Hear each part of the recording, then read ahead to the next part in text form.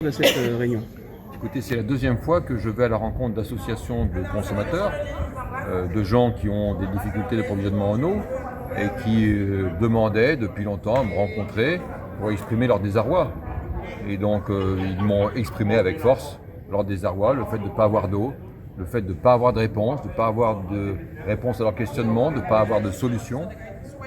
Et moi, j'ai essayé d'expliquer ce que l'État essayait de faire sur ce dossier, comment on appréhendait ce besoin de réformer le syndicat, ce besoin que nous allions tous collectivement vers une résolution de la crise de l'eau, mais qu'il fallait qu'on y aille tous ensemble. Tous ensemble, ça veut dire bien sûr l'État, bien sûr le syndicat et l'ensemble des collectivités, parce qu'on le sait que le sujet est tellement complexe, tellement important, qu'on n'y arrivera que si tout le monde s'y met et tout le monde tire la couverture dans le même sens.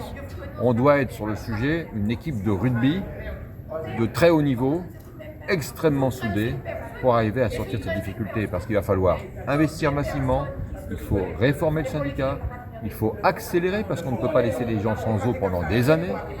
Tout ça, c'est beaucoup de choses à faire, et on n'y arrivera que si tout le monde travaille dans le même sens.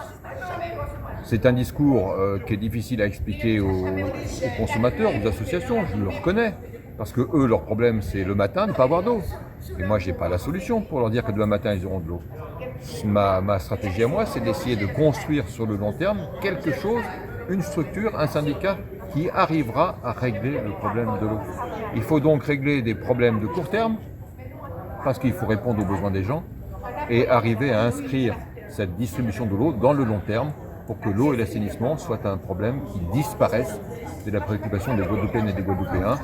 Effectivement, dans un pays développé, on se doit d'être en capacité d'offrir de l'eau à la population. Justement, je parlais de l'échéance. Vous voyez ça à quelle échéance? Parce que là, ça urge. J'imagine que les retours ont été extrêmement forts. Si j'ai bien écouté les gens, c'était pour avoir de l'eau demain.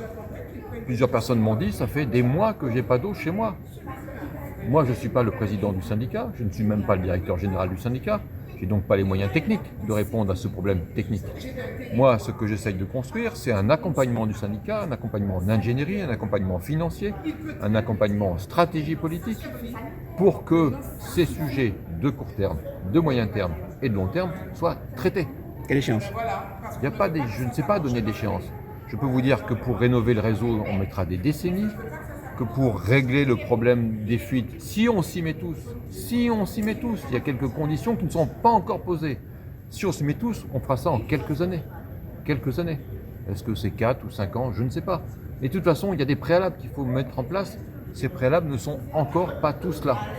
Et le premier des préalables, c'est qu'on ait une gouvernance forte, c'est-à-dire que toutes les collectivités se sentent concernées par le sujet. Monsieur, la dernière question.